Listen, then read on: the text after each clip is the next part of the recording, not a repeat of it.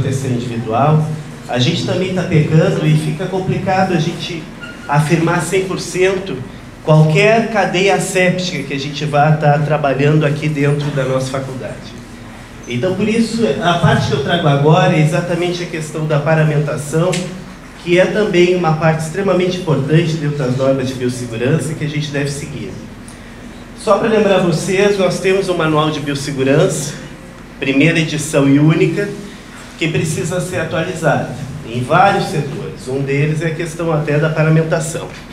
Mas enquanto ela não é renovada, a gente deve seguir aquilo que existe, que é um documento da nossa unidade. E esse documento ele não foi feito da cabeça de qualquer um que resolveu fazer o manual. Ele foi baseado no manual da Anvisa, que existe desde 2006. Então, por isso que eu quero que vocês prestem atenção, eu trago aqui alguns trechos desse manual, que são as normas e as exigências que tanto o operador como o auxiliar devem cumprir no ambiente clínico. Tá? Antigamente, o que aconteceu? Antigamente, o dentista, muitos de nós fomos atendidos por um dentista que não usava gorro, não usava luva, usava mangas curtas, não usava máscara. O que aconteceu que hoje, cada vez mais, a gente tem que se cuidar com a questão da biossegurança?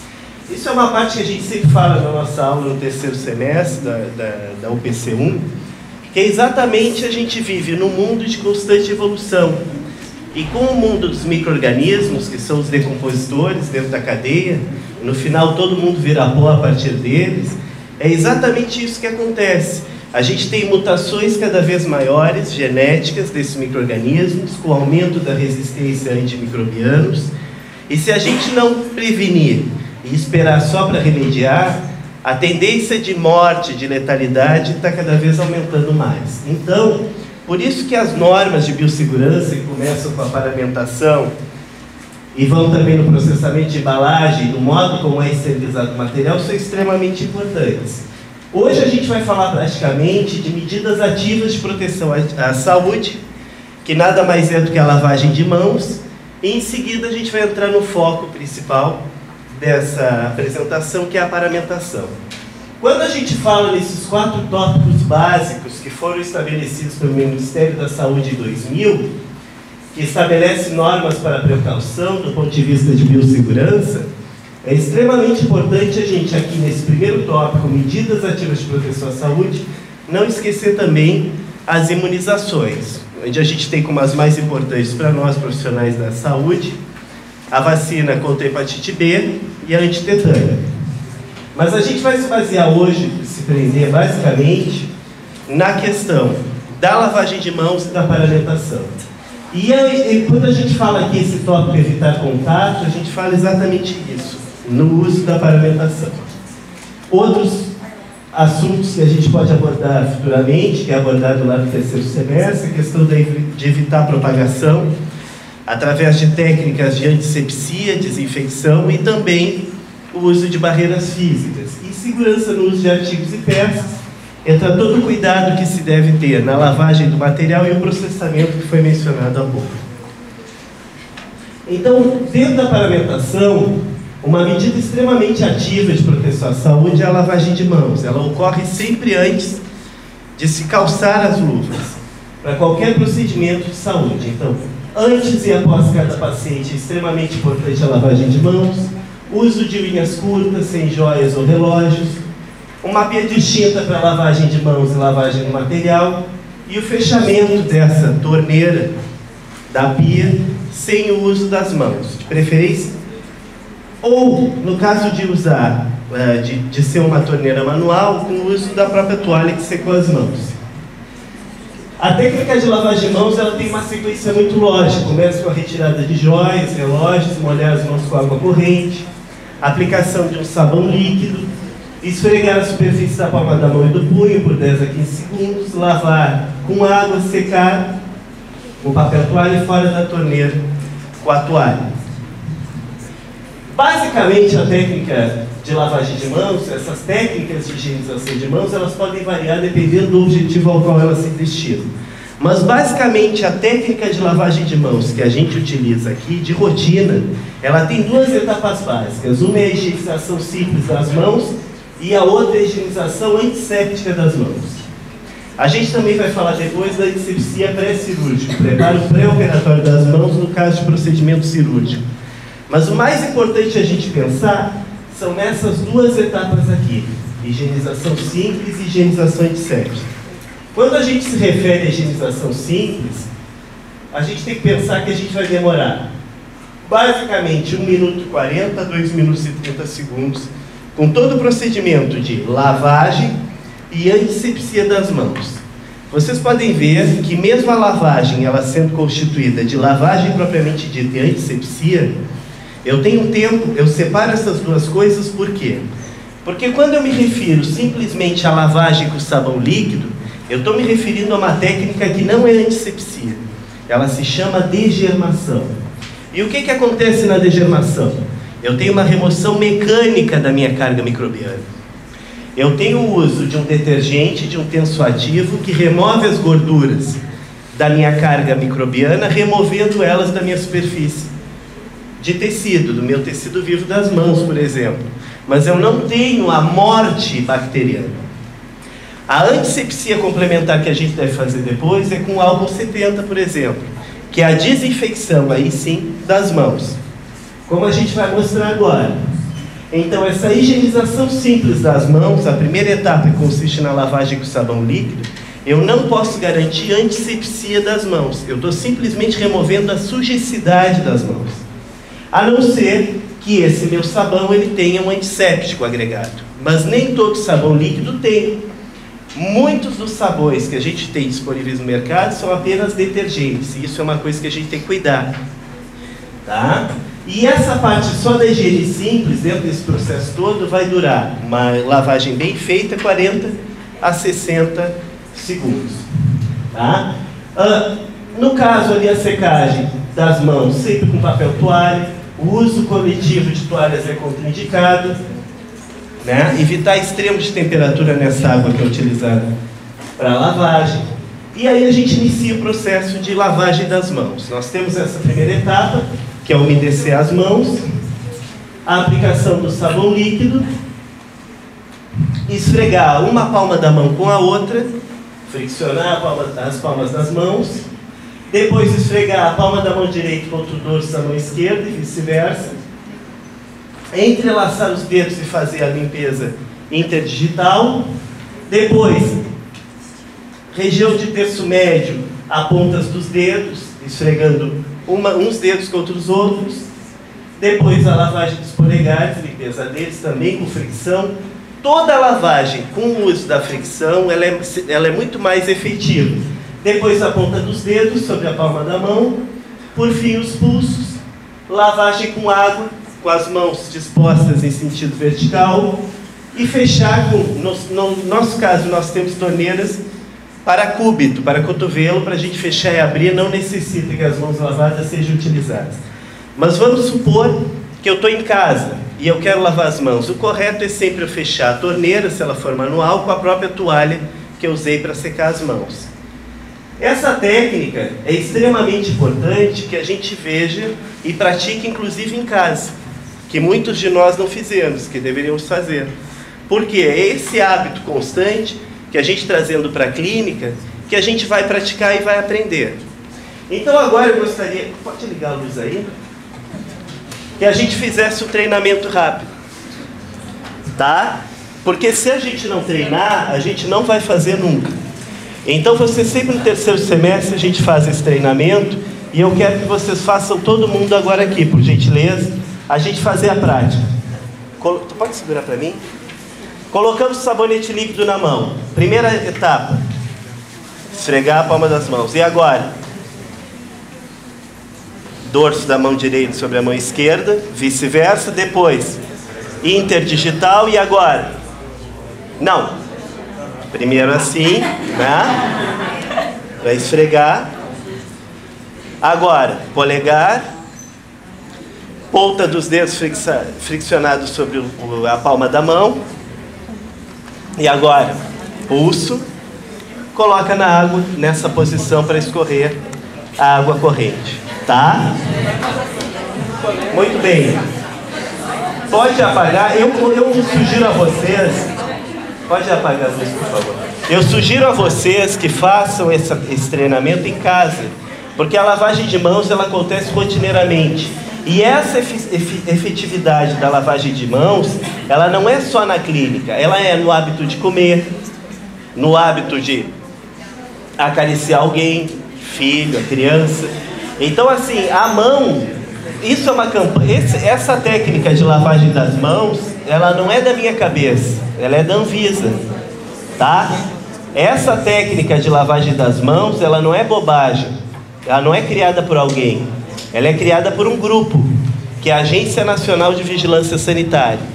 Então, se vocês querem realmente fazer a conduta correta, eu estou mostrando aqui alguns exemplos de atitude. Uma delas é lavagem de mãos. E a lavagem de mãos ela tem que ser assim, senão ela não funciona. Se a gente quer a garantia de 100% de efetividade, é seguir esse protocolo. Tá? Eu deixei com vocês o... E aí vem a parte da antisepsia das mãos. A antisepsia das mãos vai demorar o mesmo tempo da lavagem das mãos. Por quê? Porque eu vou ter que fazer toda essa fricção nas regiões da mão com o álcool 70, por exemplo, que eu fiz com o detergente. Então o procedimento se repete, mas agora utilizando um antisséptico. Então nós temos as mesmas etapas. Eu coloco o álcool nas mãos, eu esfrego uma palma da mão contra a outra, eu faço a desinfecção interdigital no dorso das mãos e na região palmar. Depois, eu também faço a fricção entre os dedos, eu faço a desinfecção do dedo polegar, a ponta dos dedos, pulso, e eu estou com as mãos agora desinfetadas. Tá? Entenderam? Então a lavagem completa das mãos, ela vai além do sabão líquido. Ela tem o sabão líquido e depois o uso de um antisséptico. Isso daqui antes e depois de calçar minha luva. Esse é o correto. Certo? Bom, no caso de um procedimento cirúrgico, a gente tem um adicional, que é o uso das escovinhas de mão. E o meu procedimento ele vai demorar mais, 3 a 5 minutos para o primeiro procedimento e para os outros de 2 a 3 minutos. Eu também vou umedecer as mãos, vou usar a escovinha de mão, começando pela região extrema dos braços, pontas dos dedos, braço, antebraço, certo? Olha ali a região de ponta dos dedos, interdigital, e a lavagem sempre com água vertendo no sentido vertical da minha mão. E a secagem das mãos. Tá? Isso é extremamente importante porque é o início de tudo. Qualquer procedimento que eu vou realizar em consultório, em clínica, primeira coisa que eu tenho que fazer é lavar as mãos. Então parece uma coisa simplista, mas ela não é. Poucos fazem isso. E é uma lástima, tá? A gente tem que começar a se cuidar. Então agora a gente vai falar rapidamente dos equipamentos de proteção individual. Assim como o engenheiro ele tem o capacete, ele tem a bota de borracha, nós também, enquanto profissionais de saúde, a gente tem vários equipamentos de proteção individual. A gente tem jaleco, a gente tem máscara, a gente tem gorro, tem óculos de proteção, certo? Em alguns casos se recomenda o uso do Propé, principalmente procedimentos invasivos, cirúrgicos, mas é extremamente importante que a gente use isso, por quê? Principal tipo de doença que acomete o cirurgião dentista. Doenças ocupacionais. De que tipo? De origem infecciosa, e aí entram as normas de biossegurança, e de origem física. Ruídos, mal postura, que aí entram os conhecimentos de ergonomia. Então aqui o nosso objetivo hoje é principalmente o quê? As doenças de origem infecciosa. Certo? Bom, e aí é interessante que dentro desse conceito todo, a gente tem a obrigatoriedade desse uso desses materiais de proteção. Por quê? Para prevenir exatamente essas doenças de origem infecciosa. E aí a gente começa falando das luvas. A gente tem que ter sempre cuidado da lavagem das mãos previamente ao uso delas. Não lavar as luvas durante o uso. Isso é extremamente importante porque altera a superfície do látex. Principalmente se eu utilizo materiais antissépticos. Tá? Quando eu tenho alergia ao látex, tem também as luvas de vinil, e a gente utiliza basicamente 3 tipos de luva na nossa profissão. A gente tem a luva de procedimento, que é o usual, disponível em caixas. A gente tem para procedimentos mais invasivos as luvas densas de borracha, que são as cirúrgicas, que a gente compra aos pares. E a gente tem, além dessas, a luva de borracha, aquela luva de limpeza do instrumental, aquela luva rotineira de limpeza que vocês conhecem. E aí é sempre recomendado luvas de procedimento descartáveis para exame clínico.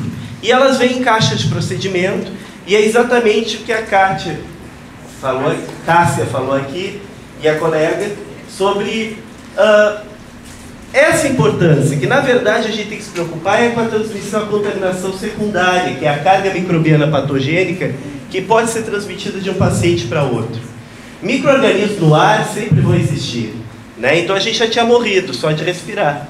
Mas existe uma diferença entre micro-organismos realmente patogênicos e os comensais, né? E no caso de um procedimento invasivo, que vai envolver sangue, e aí se estende para procedimentos periodontais, aumento de coroa clínica, e coisas que realmente a gente já tem a intenção de invadir, de ter corte, incisão, exposição de sangue. Primeira coisa, a gente vai utilizar uma mesa clínica com um campo estéril, né? Essa é a grande diferença do que simplesmente fazer um exame de rotina. Então esses são os cuidados que a gente tem que ter, diferenciados inclusive, quando a gente trabalha com procedimentos invasivos. Tá?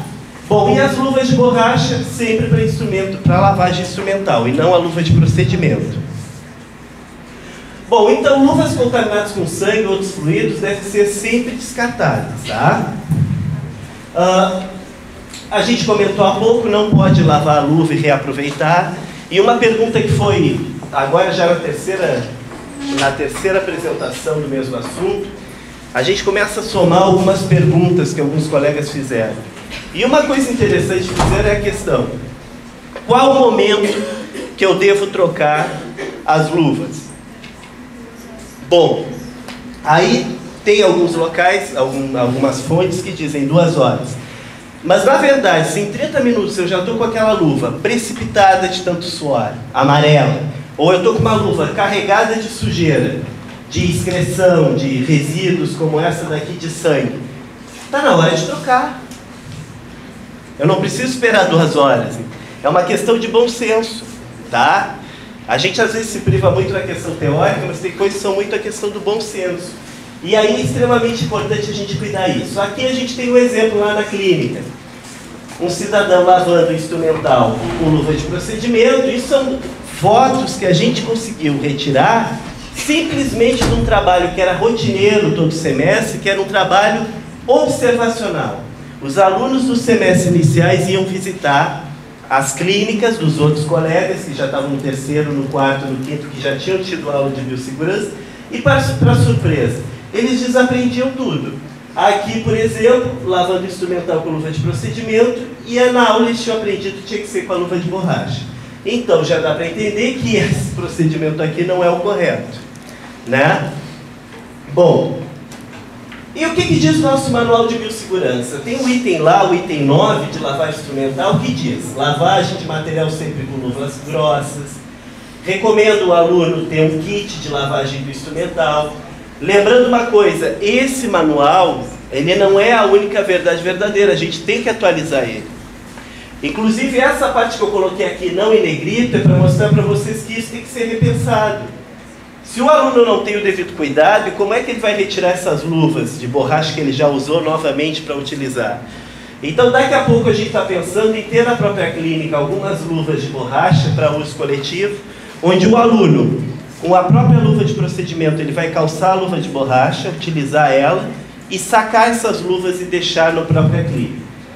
É uma alternativa. Mas isso são coisas que na nova versão do manual a gente vai tentar aprimorar. Mas enquanto não existe outra versão, o nosso documento é esse daqui. Quem ainda não leu, algumas coisas vocês podem encontrar aqui. Outra coisa importante, o pessoal vai lavar o instrumental e começa a se pelar. Tira a máscara, tira o gorro, está com calor. Então eles vão, se desse só para ir de bermuda lavar o instrumental, eles iriam.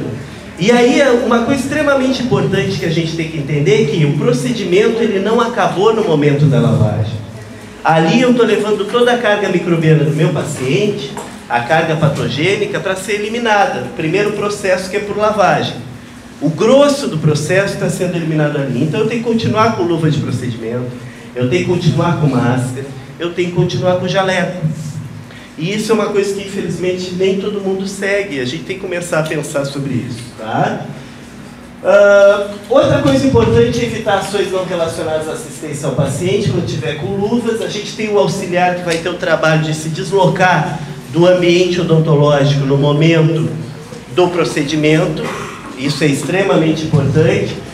Se eu precisar me retirar para pegar um material porque eu estou sozinho ou atender alguém, obrigatoriamente eu devo usar as luvas de procedimento, que são essas luvas de polietileno, tá? Então, o uso de luvas, ele deve ser utilizado, deve ser removido as luvas após a utilização, antes de tocar em áreas não contaminadas ou superfícies ambientais e antes de partir para outro paciente. Cada paciente eu vou usar uma luva. Eu não posso querer usar a mesma luva para diferentes pacientes. Outra coisa importante é isso daqui. Essa caixinha de creme dental, ela não é um material que eu preciso colocar em saco branco leitoso. O pessoal costuma misturar o material. Aqui a luva sim, a luva é para colocar no saco opaco branco leitoso, mas isso aqui, eu não acredito que tenha passado pela boca de algum paciente, que tenha sido esfregado em algum sangue, alguma secreção, não precisaria estar aqui, tá? Então, e as mãos, elas devem ser lavadas imediatamente após a remoção das luvas. Não é para tirar a luva e sair cumprimentando todo mundo, ou dando um tapinho nas costas de alguém com uma camisa preta, por exemplo. Na verdade, é uma questão de higiene, não é nem uma questão só de biossegurança. A gente tirou as luvas, está com talco nas mãos, tem que lavar as mãos. Então, isso é outra coisa extremamente importante. Bom, outras medidas que a gente vai falar agora, e que tem fotos aqui da nossa realidade, é o uso de gorros, o uso de aventais, o uso de calçados e o uso de óculos de proteção. O indivíduo bem paramentado, máscara, jaleco de mangas longas, compridas, com punho, ribana ou elástico, sapato fechado, não é sandália, não é croque, tá? Calça branca. Então essa é a paramentação, gorro cobrindo toda a cabeça, máscara bem amarrada, quando for de amarrar nessas duas regiões a cabeça,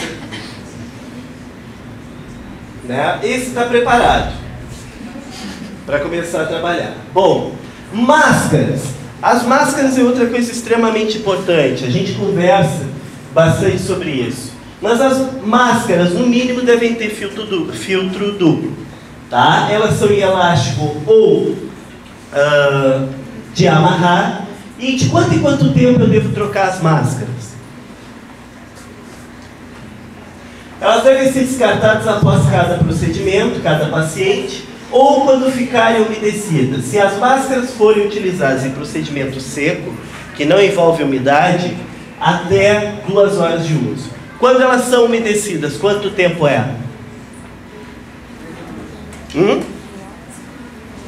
Meia hora, exatamente, não mais que isso, tá?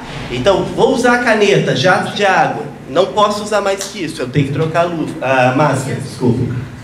Tá? Gorro, que é outra barreira mecânica, possibilidade de contaminação, secreções, aerossóis, produtos. Quando eu devo usar?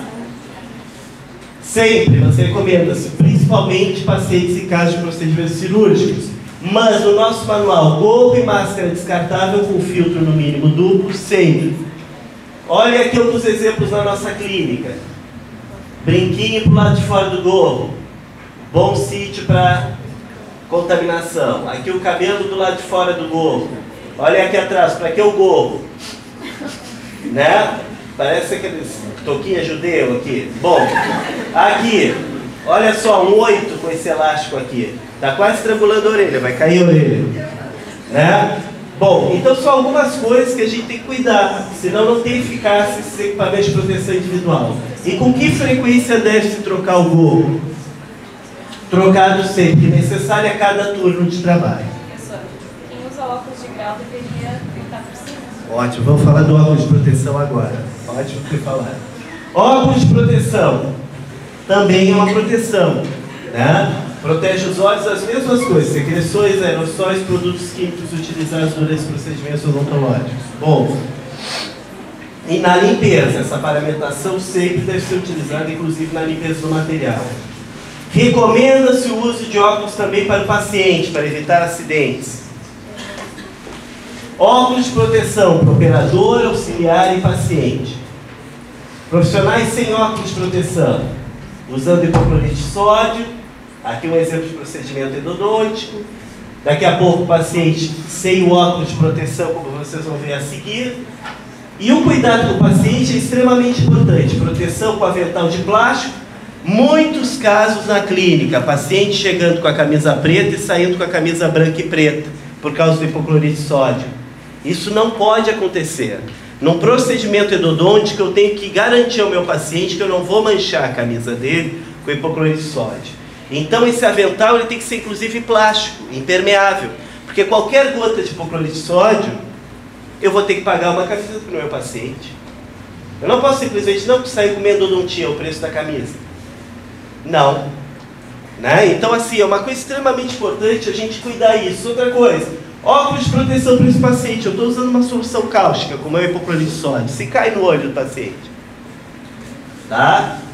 Gorro descartável é a mesma coisa. Vou fazer uma profilaxia com bicarbonato de sódio. Aquele vapor com bicarbonato no olho do paciente. Ah, não fecha os olhos, é rapidinho o jato. Não. Né? Então são coisas que a gente tem que começar a acostumar. Outra coisa muito comum. Vocês começam a atender o paciente e não colocam um campo, vão com o barbeiro, não entregam um guardanapo para esse paciente secar, e a gente está utilizando água, nosso procedimento ele é úmido. Então são cuidados que a gente tem que começar a tomar.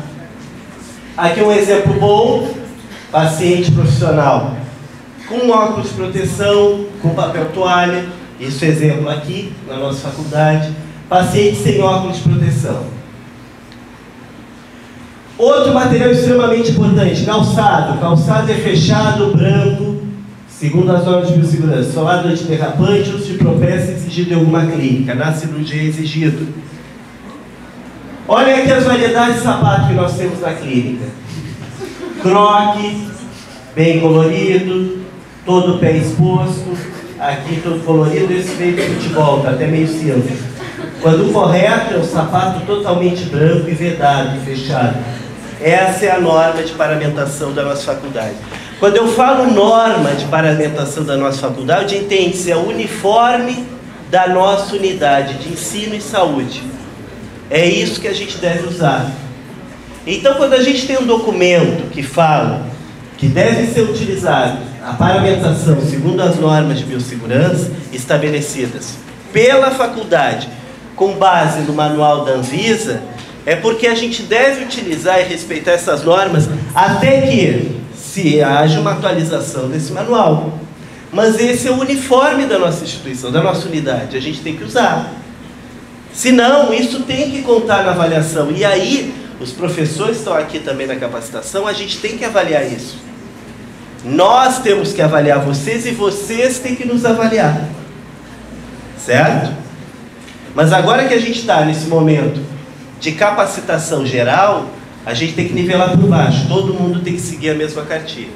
Então vocês fiquem atentos a isso, tá? Olhem aqui. Isso é o mais comum. Tá? De novo, o sapato é fechado. Tá? Isso vai começar a valer nota agora e reprovação também. Pintura das unhas, tá? Unhas que depois que eu calço a luva continua como pontos vermelhos, como se estivesse com sangue na minha mão, também não dá. Então a gente tem que cuidar. Tá? Roupa branca é calça comprida, camisa, meias. Isso quer dizer o quê? Não é calça grunge nem bermudinha. Tá? Onde eu fico de canela de fora. Eu tenho que falar para vocês. A gente quer garantir, vocês garantem que tem 100% de biossegurança?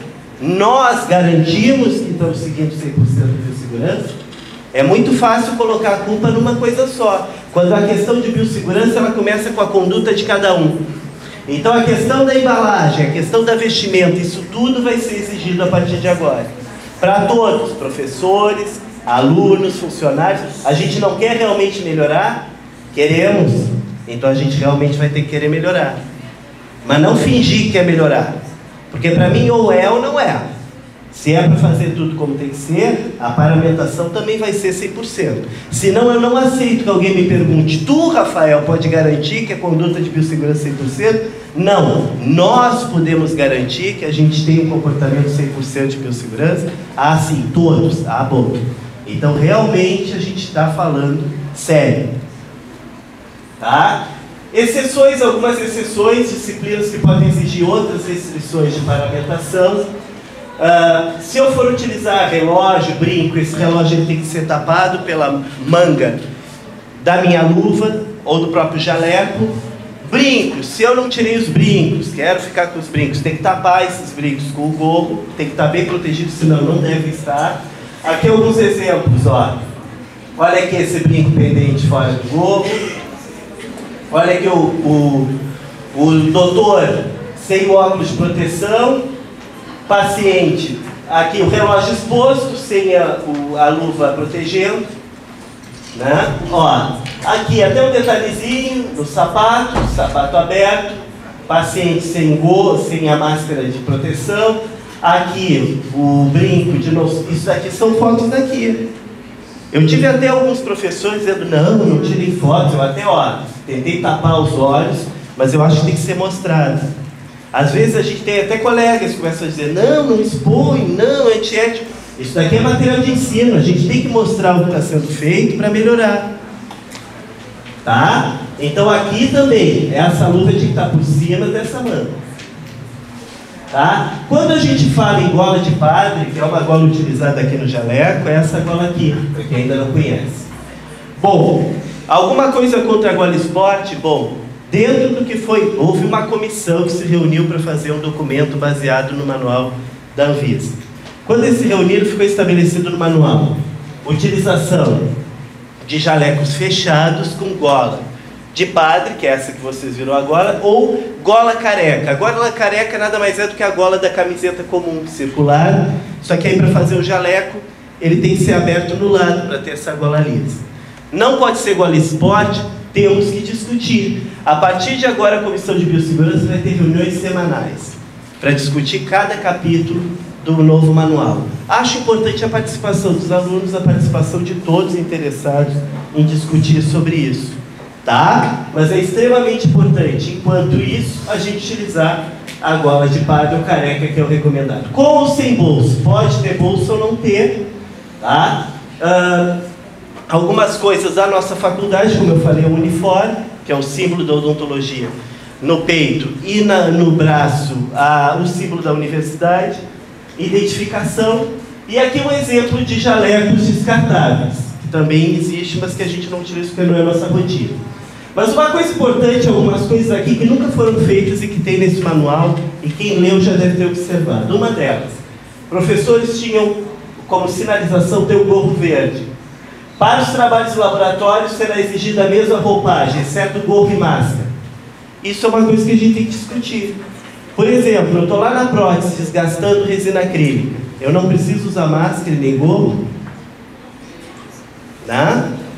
São coisas que a gente tem que pensar. Outra coisa importante, o vestuário deve ser colocado de molho e hipoclorito de sódio por no mínimo 30 minutos. Isso eu sempre falo nas aulas do terceiro semestre. Material branco, ele deve ser lavado separado do material de uso comum. Primeira coisa, roupa colorida e branca eu não vou misturar. E essa roupa, antes de ser lavada, ela tem que ficar 30 minutos em hipoclorito de sódio, antes de ser lavada em sabão. Tá? Também falamos de outras coisas que eu acho que não preciso repetir aqui. Questão do sapato, que eu venho da clínica, entrar para dentro de casa com esse sapato. Eu não devo fazer isso. Se eu for caminhar com o sapato de casa, eu tenho que fazer uma antisepsia com hipoclorito. A gente conversou sobre isso. Uma coisa importante, que essa daqui é bem interessante. Eu duvido que vocês nunca viram isso. É proibido fumar, beber ou comer nas dependências da clínica. Né? Garanto que nenhum de vocês viu isso. Não. Né? Ninguém viu. É outra coisa importante, né? E telefone, então, nós todos, chicote, né? Que é outra questão importante que a gente tem que se policiar. A gente tem que se policiar, tá? O auxiliar, permanecer sem luvas para abertura dos pacotes ou caixas esterilizadas. Permanecer sem luva para abertura de pacotes ou caixas esterilizadas. Mas quando eu estou lá segurando o sugador para o paciente, auxiliar o meu operador, que é a minha dupla, eu vejo aquele pessoal às vezes tentando medir. Bom, a bactéria ela está até aqui, eu vou tentar segurar aqui na pontinha sem luva, que não tem problema nenhum. Olha, eu quero ver, se vocês conseguirem realmente descobrir até onde a bactéria está naquele sugador contaminado, vocês me digam. Mas o correto é, eu vou segurar o sugador, eu tenho que estar de luva, né? A questão do atendimento clínico, sem precisar um aparelho auxiliar ou encarregado de pegar o aparelho ou o material, resina, sistema adesivo. E aí alguns erros comuns na clínica odontológica que você já deve ter observado. Um deles, tocar na cabecinha do paciente com luva. Vocês já tiveram a sensação, já tiveram a experiência de alguém tocar com luva de borracha no cabelo de vocês? Vocês deveriam ter. É maravilhoso. Dá uma irritação. Então é outra coisa interessante da gente começar a pensar. Essa conduta está errada. Outra coisa, famosa coçadinha com a luva contaminada na máscara de proteção. Outro erro, tá? Ah, eu tenho que levantar a máscara. Pede para o auxiliar levantar. Eu não vou tocar. Questão de atender o telefone. Não, eu vou me cuidar. Pegou, atendeu o telefone com a luva e com a outra botou na mesa, né? Isso é muito comum. Questão do próprio operador manipular a resina, ó, e depois o outro indivíduo vai usar essa resina, que muitas vezes não é desinfetada, não deveria nem ser tocada pelo operador. Reposicionamento da cabeça do paciente nos comandos de proteção. Cadê a barreira física aqui para estar pressionando os comandos da cadeira? Tá? Abrir a porta com luva. Ó, o que eu falei para vocês, estou com calor, tira a roupa, estou com máscara para dizer que estou falando aqui com a parede, né? Lavando o instrumental. Paramentação sempre na lavagem instrumental. E aí a gente pode entrar em outras discussões que eu não vou trazer aqui, vou só levantar uma lebre. A questão do branco. O jaleco tem que ser branco. Saiu semana passada, às vezes o Facebook vem com umas matérias interessantes. Saiu de um blog de medicina, uma reportagem de um físico falando sobre a questão das cores. Quando a gente vê a cor azul ou verde sendo utilizada em estabelecimento de saúde, é justamente porque o azul e o verde, dentro do espectro das cores, são as cores mais distantes do vermelho. Então, no ambiente cercado de roupagem azul ou verde, a chance do operador, das pessoas detectarem o vermelho do sangue, é muito maior. Então isso é uma explicação que vem de um físico, onde vocês podem observar nesse espectro das cores que o verde e o azul, que é muito utilizado para campo azul, e o verde na odontopediatria, por exemplo, não é por acaso. Se a gente for observar no espectro das cores, ele é o mais distante do vermelho. Então, a percepção nossa de sangue, de mancha vermelha, é muito maior rodeado por essas cores do que pelo branco, que é a soma de todas as cores. Então isso é uma coisa que a gente pode pensar no futuro. Ah, por que tem que ser branco? Branco por uma questão histórica. Desde o surto de ebola, para sinônimo de limpeza, de antisepsia de um local, o branco era o mais usado. Mas não quer dizer que seja a única cor que a gente possa usar. Então agora quando vocês verem alguém diferente, com verde ou com azul, não precisamos julgar, né? Tem uma explicação física em relação a isso. Mas a gente tem que padronizar nesses ambientes o que realmente vai usar, porque é um uniforme.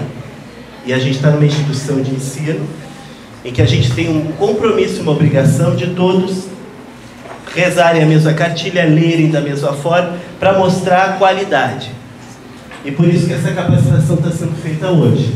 Então, eu queria agradecer vocês e dizer onde eu posso achar essas informações confiáveis. Primeiro, o nosso manual da Anvisa.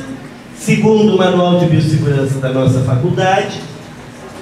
Temos algumas instituições internacionais, como o Centers for Disease Control and Prevention dos Estados Unidos, que é como a Anvisa aqui, que é extremamente importante, que a gente pode estar buscando. E digo uma coisa para vocês: não é fácil encontrar evidências aplicadas, tipo um grupo falando de biossegurança só para odontologia. Esse assunto ele é falado, comentado de modo geral para qualquer área da saúde. E as áreas elas têm certas peculiaridades.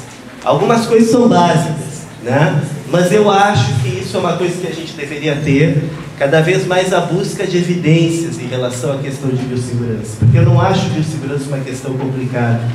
Eu só acho que a gente ainda vive muito empirismo da questão que deu certo, da questão que assim até agora não me deu problema, mas eu acho que a gente, isso é geral, a comunidade científica como um todo. Como alguém que também pesquisa, trabalha, a gente observa isso. Eu tentando buscar evidências, até para minhas aulas que eu dou sobre isso, é complicado, eu não sei se vocês percebem isso. Até me digo, de repente, tem algum caminho que eu não achei. Mas a questão de material fundamentado, com evidência científica sobre as coisas, parece que são os documentos oficiais e basta, né? Então é uma coisa que também é da gente pensar. Mas eu acho assim, que essa oportunidade que a gente está tendo de juntar o conhecimento e a prática das áreas de saúde aqui da instituição é extremamente importante. Então eu queria agradecer vocês. Obrigado.